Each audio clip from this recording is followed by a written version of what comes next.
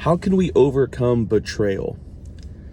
How can I make it through trials, especially when I feel like no one understands and no one knows what it's like to be me and live my life in my own skin? And when we kind of have that posture or we feel this type of emotions, we tend to push people away and we isolate ourselves because we feel like people have hurt us and we feel like we hurt people.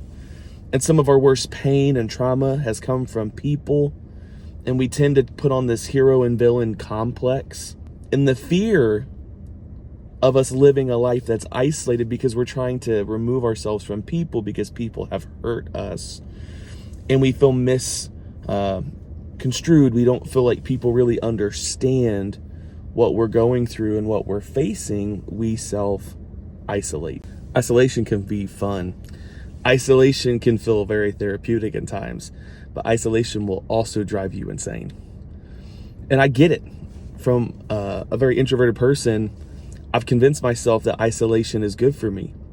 But here's the reality is the reason I've isolated myself is I don't like being around people, and I blame people for a lot of my problems. And some of that I could try to justify. But the reality is it's not about what I believe or my perception of what I believe. It's just, what does the Bible say? What is the truth versus Brandon's truth? I have Brandon's truth, and then there's the biblical truth. And here's the thing, y'all. People are just puppets. We don't wrestle with flesh and blood. That's what the Bible says. But there is a person behind the person. There's a demonic spirit. There's an enemy. And as soon as we can realize that I need to stop arguing with people and start rebuking some spirits.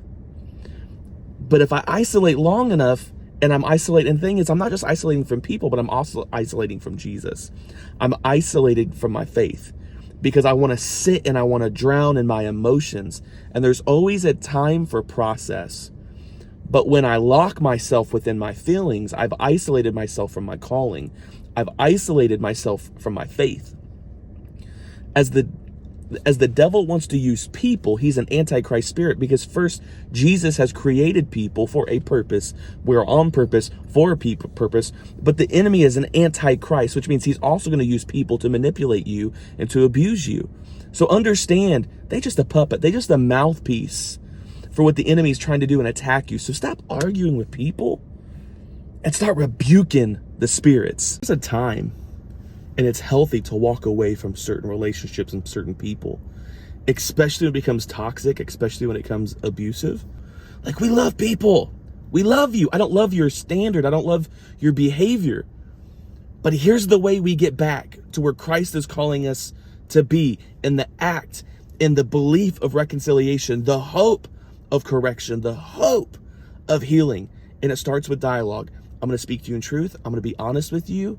This isn't healthy. We got to get healthy. And here's how we do it. But in the meantime, I got to separate myself because you ain't healthy. And this isn't okay. But I love you. And here's how we correct it. I'm going to give you the space, and I'm going to give you the time to do that. That needs to happen.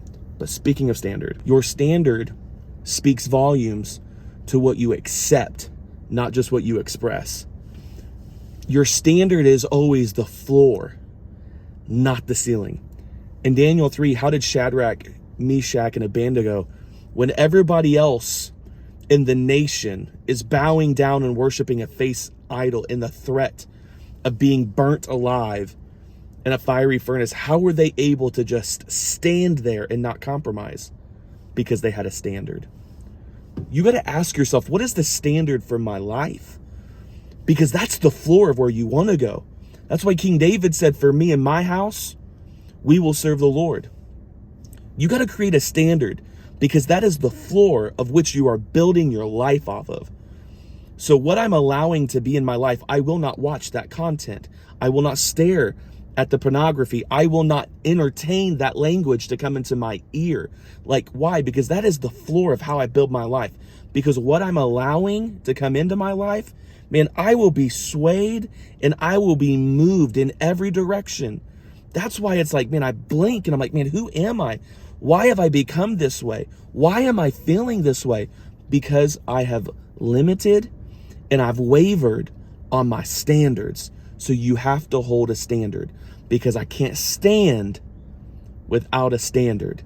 Without a standard, I move and I fall and I'm subjected to wherever the wind may move me. Man, why am I so rattled? Why am I so insecure? Why do I feel this way? Like, we ask those questions, and those are normal. But it goes back to just, how am I executing my life? And what are the standards for my heart? What are my non-negotiables? You have to answer those questions. And a lot of those get answered for you when I really apply and I believe the gospel and I believe the promises of God. I'm believing the teachings of Jesus and I'm applying to my life. I am a man of God. I am a woman of God. I hold integrity high. I follow Jesus. I'm in church. I'm constantly surrounding myself with Christ-centered people. I'm holding integrity high. I don't watch this content. I don't talk this way. I'm working hard. I'm working in diligence. I have a standard for my life. I don't do the things that other people do. Why? Because I have a standard. So when everybody else bows and everyone else compromises, not so with me, not my heart. I'm not easily persuaded. I'm not easily moved because I'm so in love with Jesus. How am I disciplining my heart? How am I disciplining my mind? And it so easily wants to be doing this. It so easily wants to be doing that. I want to get lost in TikTok. I want to be lost and sitting and just playing games endlessly all night and all afternoon to try to ease my mind. But y'all, those things aren't inherently bad. But my standard is I limit my intake of pointless things so I can have a standard of discipline where I'm standing on Jesus. Because when times get rough and times get hard, it's what's on the inside that you can pull out and be confident in. I think where we get so easily moved is I don't have anything that I can confidently stand on. That's why it's so easy to succumb to emotion and problems and calamity. Why? Because I'm so easily destroyed and my life falls apart because I got really nothing to stand on. That's why literally Jesus said everything else is quicksand. It's sinking sand. But if you build your life on Jesus, I'm chasing Jesus, I'm pursuing Jesus. What is the standard of your life? It's Jesus. When Jesus is my hope and Jesus is my standard, I stand on him, I rest upon him. When I know the word and I've dedicated my life to be a follower of Jesus and I'm reading his word, I'm consuming his word, I stand on the word of Jesus. I can't speak of something that I don't know of. I can't take scriptures of sermons that I've heard preached and me try to just like regurgitate it out and apply it to my life. It doesn't know. It's what do you actually know? Like I've studied and I know and I'm dedicated and I'm addicted because I'm pursuing Jesus. The reason Shadrach, Meshach, and Abednego could stand and had this conviction. Bro, I ain't bound down in a self-portrait of you, Nebuchadnezzar. How do I get that way? I'm in love with Jesus. So what's the standard of your heart today?